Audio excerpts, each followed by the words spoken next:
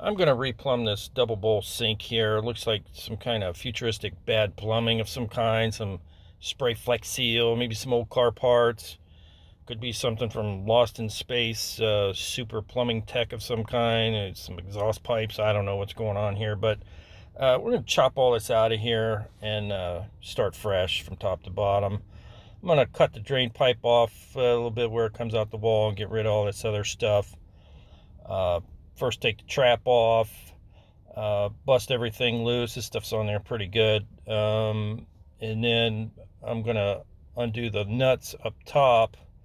Like I said, with this spray stuff on here, it's making it kind of tough getting these nuts to let go. Got a bucket to catch all the water, get all that loosened up, and get these weird exhaust pipes out of the way, and work on these strainer baskets after I cut the drain pipe off. I kind of sped things along so you don't have to watch me do too much of this stuff, but I'm going to cut this back and start fresh from there up.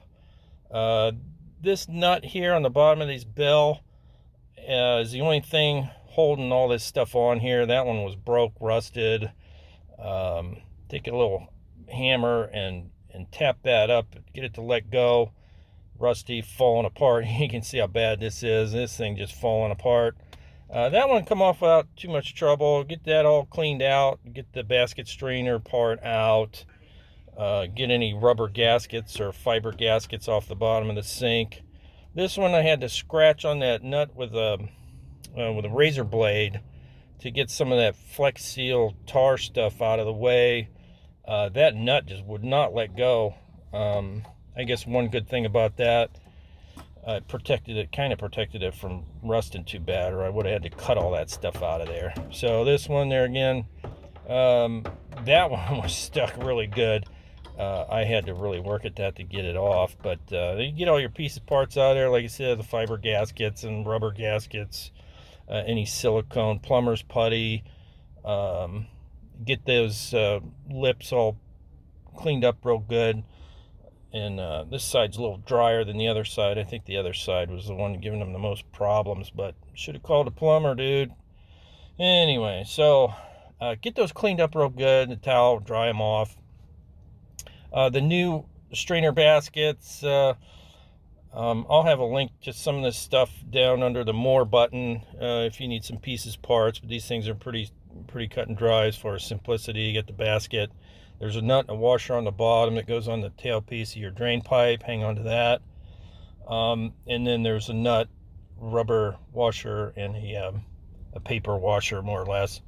And then you'll need some plumber's putty up on the top side. So get you a nice bead of plumber's putty. Don't go too crazy with the plumber's putty. You don't need that much. It's pretty flat there. So I got a bead, and then I'll flatten it out a little bit before I squish them in there, and then just push down on them real hard, kind of seat it a little bit. I got both of them seated there, and I'll put the you got the rubber gasket goes up under the sink, and the paper gasket goes between the nut and the rubber washer, and I'll get those snug with my hands, and then I'll use a basket wrench to hang on to that thing while I tighten it up. Usually I'll get it pretty tight with this basket wrench, and then I'll go back a little bit later and tighten it a little bit more. Use your cleaner and then some ABS glue on this black pipe liberally, and then push that fitting on there, 1.5-inch fitting, and then I got the 16-inch spread kit that I kind of mocked up here to roughly fit, and the trap kit there that I got basically just sitting in there because I like to work from the top down. I got these extensions for the top. I'm going to cut them both. They do send you in the kit these little short ones. I don't like those. I'd rather use the longer tailpiece there than to put an extension further down the pipe. So anyways, that being said, the washer goes inside your tailpiece. You can see how the tailpiece is made with that lip. It's a little different from the other plumbing stuff, but I'll just hand tighten that on there, and then I can mark the where it needs cut. Basically, I'll just use a hacksaw to cut those off and make them both the same.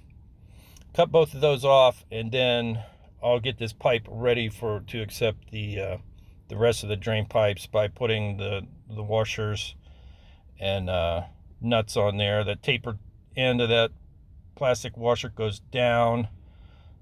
It gets forced inside the pipe below it, and then you tighten them down. And this looks like it would probably fit. It's a little snug for me, so I'm going to cut about a ½ inch off of one side, so I'm not cramming this thing in here. So I got the tops tightened, I got the bottom marked. I'm going to tighten these down, and then I can hook up the trap on the bottom. I get those all hand tight basically, and getting them lined up, and just hand tighten them. Don't have to crank on them or anything at this point. And then afterwards I will slide my trap, get that union there on first, and then I'll tighten the other two, like I said, hand tight, and then go back through with some channel locks, and then I'll give them a good quarter turn or so. Like I said, you're not cranking on them, but I do give them an extra little quarter turn. Sometimes those will leak, and then clean up any excess plumber's putty that squeezed out of your strainer baskets on both sides. And that's pretty much it. I mean, maybe if you've never done it, maybe set aside a couple hours. Maybe if you got all the right parts with you, it's not that difficult. But this is the right way, I guess, without you know, if you have a garbage disposal, that's a little bit different. But this one's just the sink, and I'm just checking for leaks and all those little fittings. And then what I do is I'll fill the bowl a little bit. You don't have to fill it completely up. Stop up the bowl there on both sides. Put some water in there and check for leaks, especially around the basket area there. Sometimes you might get a leak. You can more or less just have to tighten some things. And then we'll let all this water go at once. If it's going to leak, it's probably going to leak when you do that.